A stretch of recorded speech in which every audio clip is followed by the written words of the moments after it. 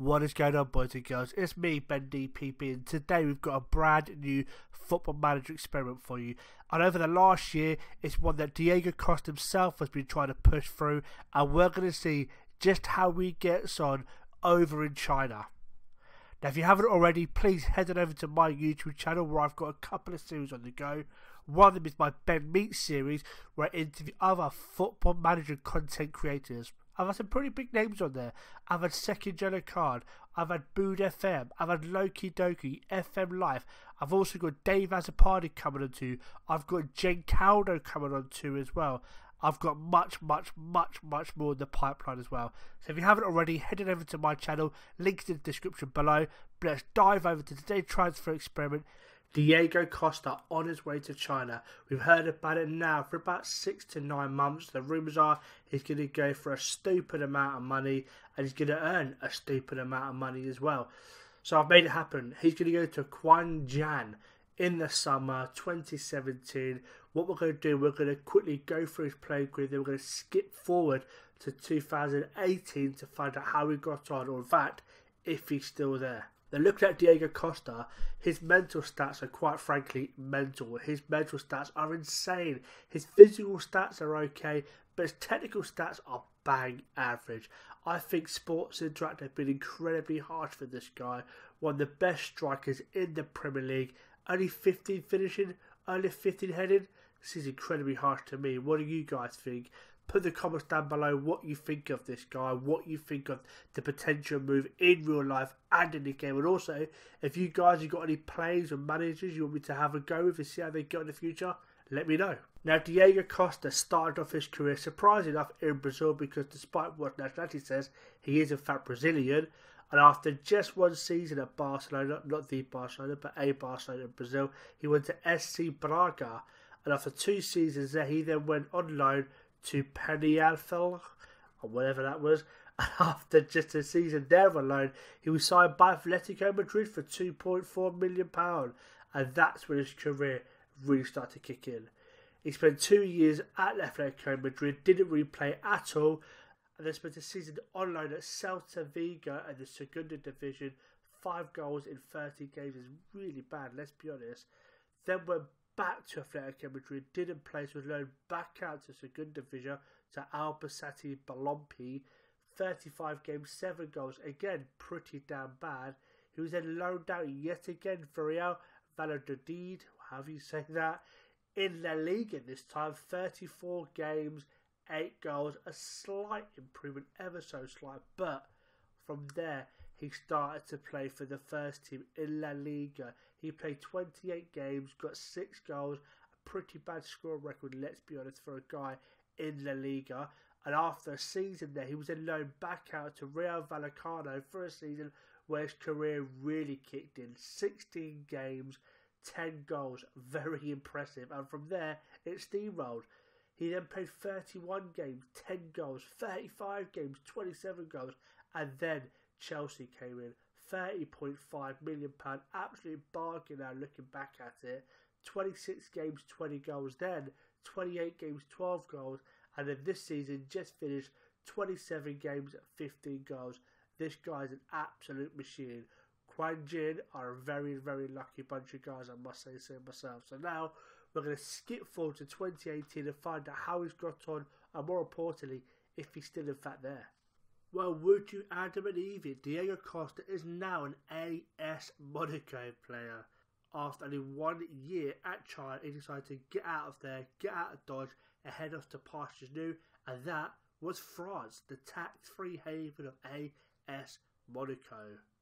Now, looking at Diego Costa's stats here, I've just checked through them because I'm right at Sado, and there's only been one change in the entirety of the stats, and that is he just a little bit of acceleration. He was a 14, he's now a 12. So with age, his speed has dropped down, but that's to be expected. Now, Diego Costa's very first year in China, because when he joined, they were halfway through the season, because they start their season much earlier than we do in England or in France, in Germany, etc. But when he joined, they were already halfway through the season, and for the rest of that season, he played 14 league games, banged in an incredibly impressive 10 league goals, and got himself 3 assists and 5 man of the match in the meanwhile too. His average rating was a very impressive 7.44, although for 10 goals in 14 games, I would have expected it to be a little bit higher than that. Now, one thing we can see then, his 7-8 months left of the season that he had over there at Quanjin, we can see they did not play a single international match. And I can confirm after a sneaky little nose through that he hasn't played a single game for Spain in his entire 12-month period over in China. Could that be a sign of things to come? Should he make the leap to go to China? Is he going to get called up for the international team? Or are they going to pick guys who are playing top flight football in Europe, in your Spain, in your Italy, in your France, and in your England, and of course in Germany as well? Now we can see here that in Diego Costa's very first year in China, he managed to walk away with the Chinese Super League. The first time the club has ever won it. And also, they won it by a massive 1 point. So, very, very tight end of the season. We're going to quickly dive on over now just to find out how the form was when he first joined the club. If maybe him joining was the catalyst to then win the league. Now, what I've done is I've basically filtered out all of the cup games or the friendlies so we can just see the league games here. Now, what I can confirm is that they never won the League Cup or the FA Cup, whatever you want to call it. They got knocked out in the 4th round. So, him joining neither hindered them or progressed them through to the next stages. Now we can see here Diego Costa's very first game for the club saw him banging 2 goals on his debut, which was also on my birthday. Now prior to joining the club, they started off the season exceedingly well. They had a very, very good run of form. Then it sort of all went to pot. In the 7 games prior to him joining, they'd only won 2 out of the 7. They had lost 4 and drawn 1. So him joining looks like it could have been a catalyst to really push their season on. As we all know, the Chinese Super League has some quite frankly superb players over there, surprisingly enough. Some of those just in this team with Diego Costa are Axel Witsel, Alexandre Pato, and of course 1 or 2 more. Now, Axel Witsel is a very, very good player. Juventus have been after this guy for years, never managed to get the transfer over the line. Alexandre Pato was a bit of an FM17 kid way back when. Went to AC Milan and the injury sort of hindered his career a little bit, not a little bit, quite a lot. And ever since then, he's never been able to get his career back on track, hence why he ends up in China. Oh, and the manager of Quinjan is, of course, still the Italian defender, the Italian legend, the World Cup winner, Fabio Cannavaro. But let's be honest, those stats are absolutely shocking for a player of his experience. You'd have thought those mental stats there would have been a lot more impressive than what they already are. Now, Diego Costa's first half of his second season wasn't quite as impressive as the second half of his first season. He played 14 league games and only scored 3 goals, which, let's be honest, is very, very poor for a striker of his standing. You'd expect it would have been at least double that. But it wasn't to be. His career at China didn't quite finish the way he would have liked it to have been. It finished pretty damn poorly. We do see here, however, that he did score quite a few goals in the Continental Cup. But again, as I said, no games for Spain his entire time in China. His second season in China was a pretty poor one. He's left the club sitting in 6th position. However, they are only 7 points behind league leaders, which is absolutely nothing because there's half a season left to go.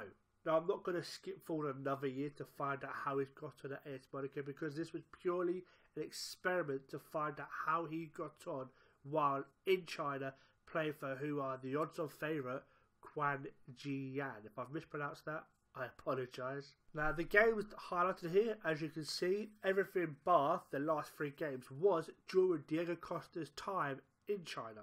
And truth be told, the run of form isn't that bad. There's a couple of lots in there, of course, but it isn't bad. Couple of agrees, couple of lots, a little bit hit and miss. But I'm going to quickly show you guys where they are now he's left the club.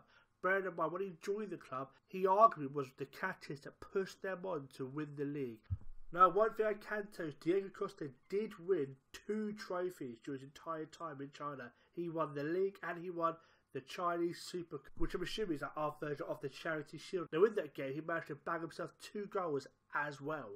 Now, due to the fact that Quanjin actually won the league in Diego Costa's first season, that meant they were able to progress through to the group stages of the Asian Champions League. We can see here that they actually did pretty damn well. In 8 games, they did not lose a single game. The only reason they're out is because they lost on the away goal rule to Sydney FC. But Diego Costa during that time did bang in a few goals. In 8 games, he scored 6 goals, which is incredibly impressive. He may have floundered in the league, but he showed that when it came to the big stages, the Champions League, he scored when it mattered most. 6 goals, 8 games, incredibly impressive. However, so looking here at Diego Costa's career at Guangzhou, we've got the achievements section here, and we can see he made it into the Team of the Week on several occasions. He was Player of the Month. He won the league. He made it into the Guangzhou Season Best 11. He won the Asian Charity Shield, and then his move to AS Monaco happened. £13.5 million, rising to £22 million based on appearances and etc. It looks like a very, very good move for him. I think in real life, if he was to go to France, he would absolutely smash it to pieces. I have had a cheeky little look, and I can tell you that AS Monaco haven't won the league in 2 years. That's been purely down to PSG, who've won by at least 8 or 9 points on both occasions, but AS Monaco have finished second on both occasions. Could he be the man that pushes AS Monaco on to win the League 1? You guys sadly will never find that out, because this is purely an experiment based on his career in China. I hope you guys have enjoyed this. If you could all do me a favour, if you haven't already, smash that like button. And don't forget to tick that subscribe button. Now, if you haven't done so already, make sure you head on over to the FM Scout website. The one website you will need for all your football manager needs. They've got tactics, they've got a database, they've got graphics, they've got guides, they've got it all. So make sure you head over to fmscout.com for all your football manager needs. Now, without any further ado, I'm going to bid you adieu, and don't forget, before we go, Dioch.